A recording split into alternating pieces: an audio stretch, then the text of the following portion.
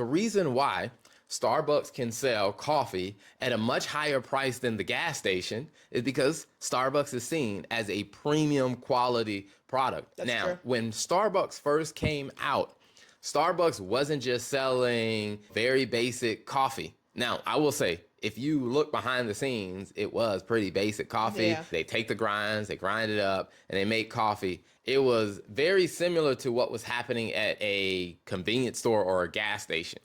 But what they did is they came out with some more impressive names, or what they did is they brought in more higher quality beans to where they added a little bit more, like they added whipped cream to it, and they gave it a more classier feel to where now Starbucks has a premium reputation when it comes down to coffee. Yeah. So when prices go up across the board, let's say if everybody's charging more for coffee, Starbucks can raise their prices at a higher rate and people will still go and buy it because they're like, that makes sense. Starbucks is the premium.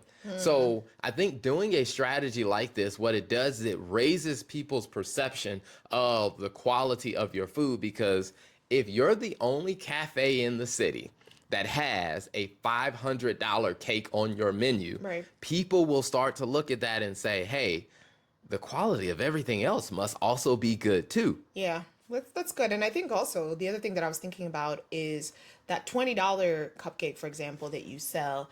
If that's really good, it is also a potential way to drive more sales to the $500 one, because it may be a good way to market that as well. So like you mentioned, maybe someone can't afford to buy or doesn't want to spend $500 to buy the cake, but hey, they'll try the $20 cupcake, for example. And so that's also another opportunity for you to say, hey, this is a way for you to try this. If you really like it, then imagine how much better the $500 cake is going to taste. Yeah. And then you can get into the mode of, I would say this is excellent on another level. Oh, this is like next level. Is to then you can change it up with the seasons to where it's like, hey, we're coming out with this cafe comes out with a new custom designer cake once a season. Hey, I here's like the that. summer special. Yeah. Hey, for the summer, here's what the cake is going to be for like the that. summer. Yeah. And like I said, even if you don't even want to go $500, let's say if you only want to do $150. Yeah. But whatever it is, what you want to do is you want to make sure that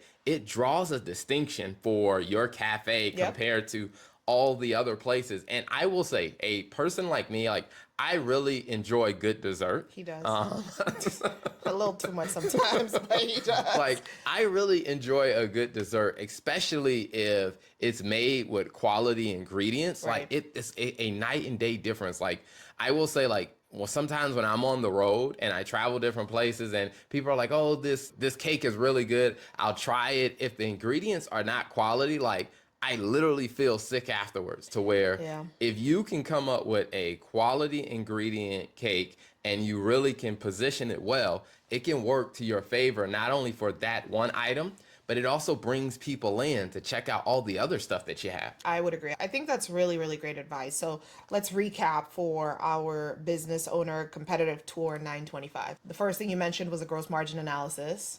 That's the first thing to do. And then that gross margin analysis, my recommendation was within the age of a gross margin analysis, target one to just overall break even as an average, as a suggestion.